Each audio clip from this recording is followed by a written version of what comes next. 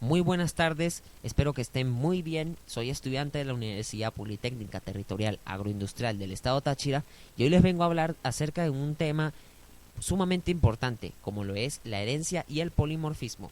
Mi nombre es Steven Omar Orellana Zambrano, soy de la sección SID 2B del PNF en informática y los siguientes puntos que veremos son los siguientes. En herencia veremos qué es la herencia, tipos de herencia, visibilidad de la herencia, clases abstractas y métodos virtuales y constructores con la herencia. En el polimorfismo veremos qué es polimorfismo, tipos de polimorfismo y la implementación. Sin más que decir, entonces empecemos. Excelente, entonces, ¿qué es la herencia? Es una propiedad que permite que los objetos sean creados a partir de otros ya existentes, obteniendo características, métodos y atributos similares a los que ya están existentes. La herencia es uno de los mecanismos del lenguaje de programación orientado a objetos que se basa en clases por medio del cual una clase se deriva de otra. De esta manera su funcionalidad se extiende. Hay dos tipos de herencia. La herencia simple, que nos indica que se pueden definir nuevas clases solamente a partir de una clase inicial. Y en la herencia múltiple nos indica que se pueden definir nuevas clases a partir de dos o más clases iniciales. Como pueden ver en el ejemplo de herencia múltiple, hay una clase ya inicializada que parte en dos nuevas clases y termina en una última clase inicial, que es el personal universitario. Y en la herencia simple partimos desde dos clases y nos quedaría una sola clase, ¿verdad? Que es la inicial. Igual pasa con el último ejemplo. Está coche, moto, podemos decir que es un vehículo. Vehículo es nuestra clase inicial. En la visibilidad de la herencia podemos ver que es la manera en la que se manejan los atributos y métodos de una clase. Dependiendo de cada lenguaje de programación, la visibilidad de los objetos se declara de manera distinta, usando palabras reservadas o definiendo algún prefijo en el nombre de la variable. En Java siempre se usan estas tres palabras reservadas, que son public, private y protected. Public nos dice que puede ser accedido desde cualquier parte de la aplicación, mientras que private es exactamente lo contrario a public y solo se puede ser accedido desde la propia clase que lo contiene. En protected es bastante permisivo, teniendo visibilidad dentro del mismo paquete, fuera de este o para aquellas clases que lo heredan. Finalmente, si no hay declarada ninguna visibilidad, el objeto tendrá visibilidad de paquetes, es decir, solo se podrá acceder a él desde la propia clase o desde el paquete que lo contiene. En la clase abstracta podemos ver que las clases que contienen métodos virtuales puros son denominados abstractos, y una clase abstracta sirviendo como interfaz contiene solamente funciones virtuales puras. Ahora, la herencia permite que existan clases que nunca serán instanciadas directamente. En el ejemplo que acabo de decir, una clase de perro heredaría los atributos y métodos de la clase mamífero, así como también gato, delfín o cualquier otra subclase. Pero en ejecución no habrá ningún objeto mamífero que no pertenezca a alguna de las subclases. En ese caso, a una clase así se le conocería como clase abstracta. La ausencia de instancias específicas es su única particularidad. Para todo lo demás es como cualquier otra clase. En los métodos virtuales podemos obtener que en programación orientada a objetos una clase derivada hereda una clase base, y un objeto de la clase derivada puede ser referido o coaccionado tanto como el tipo de la clase base o como el tipo de la clase derivada. Si hay funciones de la clase base redefinida por la clase derivada, aparece un problema cuando un objeto derivado ha sido coaccionado como el tipo de la clase base. Cuando un objeto derivado es redefinido como el tipo de la base, el comportamiento de la llamada función deseada será ambiguo.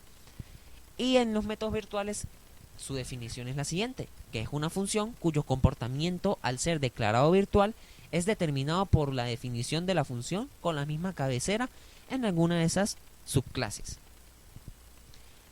En los constructores podemos observar que un constructor es una subrutina cuya misión es inicializar un objeto de una clase.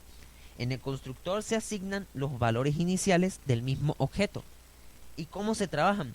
Bueno, pues a diferencia de lo que ocurre con los métodos y atributos no privados, los constructores no se heredan. por lo que en una jerarquía es posible que tanto las superclases como las subclases tengan sus propios constructores. Y esto nos plantea la siguiente pregunta: ¿qué constructor es responsable de construir un objeto de la superclase, de la subclase o a ambos? La respuesta es esta: el constructor para la superclase construye la porción de la superclase del objeto, y el constructor para la subclase construye la parte de la subclase. Esto tiene mucho sentido porque la superclase no tiene conocimiento ni acceso ninguno al elemento de la subclase. Por lo tanto, su construcción debe estar separada. Muy bien, entonces, habiendo aclarado ya la herencia, vamos a ver qué es el polimorfismo. Pues nos dice que el polimorfismo es la capacidad que tienen ciertos lenguajes para hacer que al enviar el mismo mensaje, o en otras palabras, invocar el mismo método, desde distintos objetos, cada uno de esos objetos pueda responder a ese mensaje o a esa invocación de forma distinta. El polimorfismo tiene tres tipos. Está el polimorfismo de sobrecarga, el polimorfismo paramétrico y el polimorfismo de inclusión o subtipado. En el polimorfismo paramétrico nos dice que es la capacidad para definir varias funciones utilizando el mismo nombre, pero se usan parámetros diferentes, ya sea nombre o tipo. También nos dice que selecciona automáticamente el método correcto a aplicar en función del tipo de datos basados en el parámetro.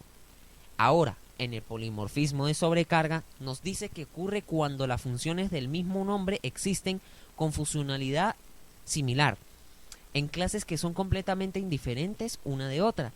Estas no tienden a ser clases secundarias de clase del objeto, pues, por ejemplo, la clase complex, la clase imagen y la clase link pueden todas tener la misma función, que esta puede ser display.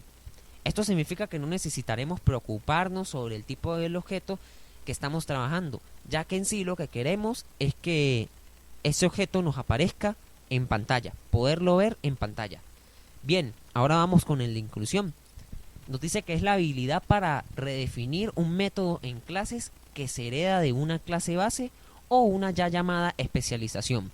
Por lo tanto, se puede llamar un método de objeto sin tener que conocer su tipo intrínseco.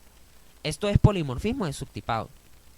Y este permite no tomar en cuenta detalles de las clases especializadas de una familia de objetos, pues esto los enmascara con una interfaz común, siendo esta una clase básica. Ahora, en la implementación, podemos ver que conseguimos implementar el polimorfismo en jerarquías de codificación que se dan a través de la herencia. Y cuando realizamos la programación orientada a objetos con polimorfismo, debemos tener en cuenta que se puede invocar con una instancia de una clase o un objeto y funcionará y se comportará igual que sea cual sea la clase a la cual pertenece el objeto, ¿verdad? Si tenemos muchas clases y objetos, debemos estructurar bien las jerarquías de las clases y las clases abstractas. Ahora, hacer esto es la tercera característica muy esencial en este lenguaje orientado a objetos, pues después de esta está la abstracción de datos y la herencia. Claro, esto implementándolo en C++ con funciones virtuales. De hecho, este nos provee otra dimensión para la separación entre la interfaz y la implementación, decoplando que el qué del cómo, ¿verdad? Ahora vemos que la encapsulación crea nuevos tipos de datos combinando características y comportamientos, pues el control de acceso separará la interfaz de la implementación haciendo privados los detalles.